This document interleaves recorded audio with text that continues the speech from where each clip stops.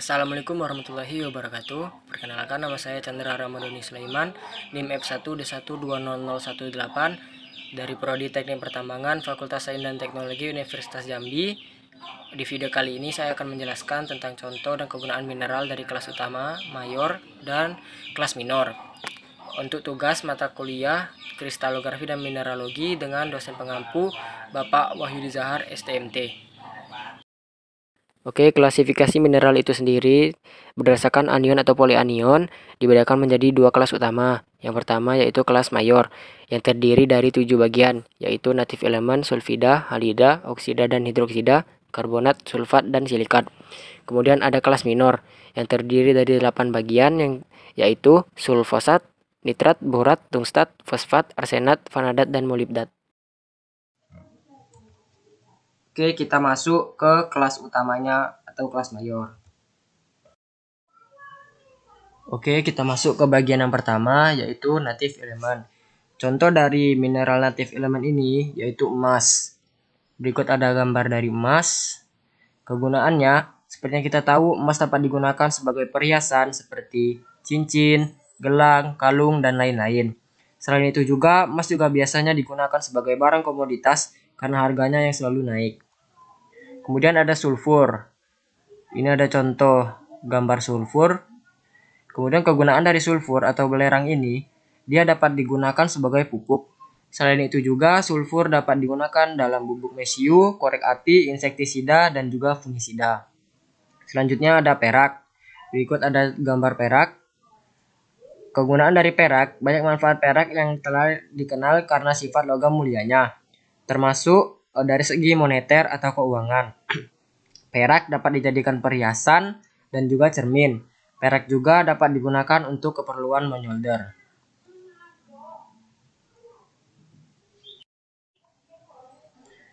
Kita lanjut ke bagian selanjutnya yaitu sulfida. Contoh dari sulfida ada galena.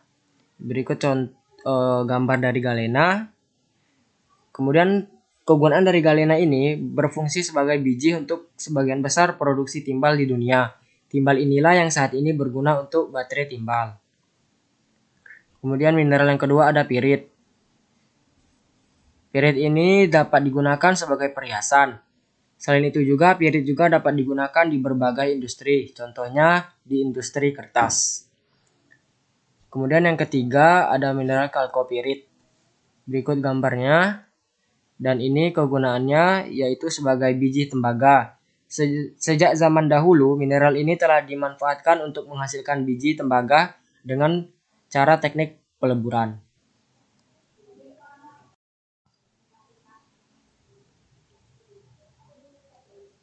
Kemudian kita masuk ke halida. Contoh mineral dari kelas halida yaitu kriolit. Berikut ada gambar kriolit. Kemudian kegunaan dari mineral ini digunakan untuk pembuatan aluminium murni. Penggunaan kriolit bertujuan untuk menekan biaya produksi dengan menurunkan jumlah energi yang terlibat dalam ekstraksi aluminium. Kemudian yang kedua ada fluorit. Fluorit ini memiliki berbagai macam kegunaan. Penggunaan utama fluorit adalah dalam metalurgi, keramik, dan industri kimia. Kemudian ada halit. Kegunaan dari halit sering digunakan baik dalam rumah tangga maupun kota untuk pengelolaan es. Selain itu juga dapat digunakan untuk obat diare dan juga bahan optik. Kemudian ada oksida dan hidroksida. Contoh mineralnya itu korondum. Mineral ini sering juga berfungsi sebagai mineral indeks untuk mengukur kekerasan pada skala Mohs. Mineral ini memiliki kekerasan 9. Yang kedua ada hematit. Hematit ini lebih banyak digunakan untuk menghasilkan pigmen, bahan pelindung radiasi, balas, dan masih banyak produk-produk lainnya. Kemudian ada bauksit. Bauksit ini sebagai bahan baku dalam pembuatan badan pesawat terbang, bahan baku dalam pembuatan besi, bahan dasar dalam pembuatan keramik. Kemudian kita lanjut ke kelas sulfat. Contoh mineralnya yaitu gipsum. Kegunaan dari gipsum, mineral ini memiliki berbagai manfaat dalam sektor kehidupan, seperti menjadi bahan obat-obatan, produk kecantikan, hingga material bangunan. Kemudian ada barit. Barit ini berfungsi sebagai pemberat dalam lumpur pengeboran, sebagai bahan aditif semen. Dalam semen, barit juga berfungsi sebagai bahan pemberat atau untuk menaikkan densitas dari semen tersebut. Kemudian ada anhidrit. Anhidrit ini digunakan dalam manufaktur dari beberapa semen, suatu sumber dari sulfat untuk belerang. Kemudian kita masuk ke kelas karbonat. Contoh dari mineral kelas karbonat yaitu dolomit. Kegunaan utama dari dolomit yaitu untuk meningkatkan pH tanah serta menetralkan kadar keasamannya. Jadi dia bisa membuat tanah itu subur. Kemudian ada kalsit. Kalsit ini dapat digunakan sebagai bahan konstruksi, material abrasif, pupuk pertanian, agregat untuk konstruksi bangunan, pigmen, dan juga dalam bidang farmasi. Kemudian ada magnesit. Magnesit ini sering digunakan untuk bahan refraktori, industri semen, sorel, bahan isolasi, pertanian, peternakan, dan juga industri karet. Kemudian kita masuk ke silikat. Contohnya mineralnya yaitu kuarsa. Berikut contoh gambarnya. Kuarsa ini memiliki kegunaan untuk alat optik, batu asa atau gerinda, dan juga kaca. Dan apabila kuarsa ini berbentuk pasir, dia dapat digunakan untuk sandpaper, sandblasting, flux dalam proses metalurgi, industri kimia, industri cat, dan juga semen. Kemudian ada olivin. Olivin ini digunakan sebagai flux untuk produksi baja dan juga merupakan biji penting dari magnesium. Kemudian ada felspar. Felspar ini berfungsi atau diperlukan sebagai bahan pelebur atau perekat pada suhu tinggi dalam pembuatan keramik halus seperti barang pecah belah, isolator, saniter, dan dalam industri gelas atau kaca. Oke, selanjutnya kita masuk ke bagian kelas minor. Yang pertama ada sulfosal. Contoh mineralnya ada pirargirit. Itu gambarnya. Dan juga kegunaannya, pirargirit ini dikenal sebagai biji perak rubi dan sumber penting logam. Biasa digunakan sebagai perhiasan, cenderamata, dan juga logam campuran. Kemudian ada boulangerit. Boulangerit ini berguna untuk spesimen mineral dan juga digunakan sebagai biji timah. Kemudian ada tetrahedrit. Tetrahedrit ini berbasis California Energy Alphabet. Mereka mengumumkan rencana untuk menawarkan termoelektrik perangkat berbasis tetrahedrit untuk mengubah panas menjadi listrik.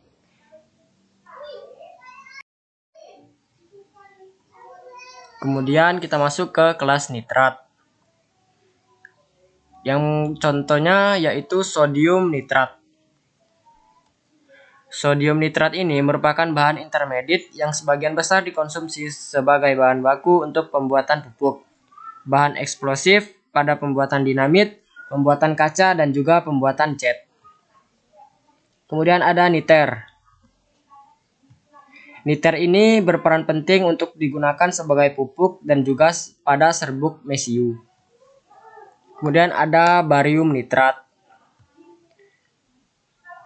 Barium nitrat ini sering digunakan untuk membuat kembang api, suar hijau, amunisi militer, reagen analitis, pelacak, kacak optik, tembikar uranium, rendaman garam suhu rendah, dan juga garam barium.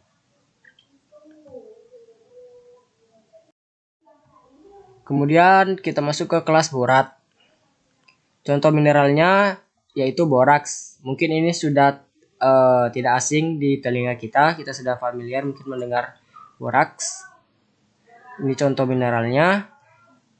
Boraks ini digunakan sebagai bahan baku deterjen, kosmetik, enamel atau email pada kawat konduktor, enamel untuk glasur keramik, dan juga bahan baku fiberglass, dan juga flux untuk metalurgi, dan boraks ini termasuk bahan yang tahan akan api. Kemudian ada kernit. Kernit ini digunakan untuk menghasilkan boraks yang dapat digunakan dalam berbagai macam sabun. Kemudian ada painit. Mineral painit ini digunakan sebagai batu permata yang memiliki nilai yang tinggi. Oke, kita masuk ke kelas fosfat.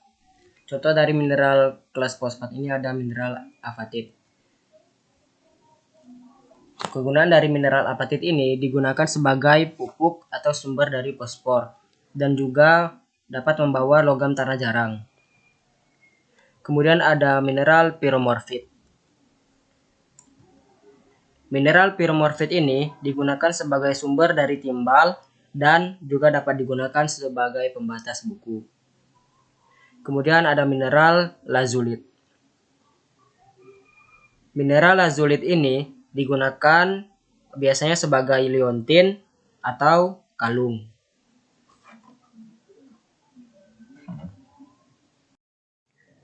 Selanjutnya itu ada kelas tungstat. Contoh dari mineral kelas tungstat ini yaitu mineral wolframit. Mineral wolframit ini banyak digunakan pada aplikasi suhu tinggi seperti pada bola lampu, tabung sinar katoda, dan filamen tabung vakum, elemen pemanas, serta nosel mesin roket. Kemudian ada mineral hubnerit. Mineral hubnerit ini merupakan mineral yang kaya akan kandungan mangan yang berfungsi atau berguna sebagai campuran membuat baterai, campuran pembuatan besi baja, dan juga bahan pembuatan feromangan. Selanjutnya ada mineral skelit. Mineral skelit ini digunakan sebagai biji utama tungsten. Kristal yang terbentuk dengan baik dicari oleh para korektor dari mineral skelit ini, dan mineral ini termasuk yang bernilai tinggi.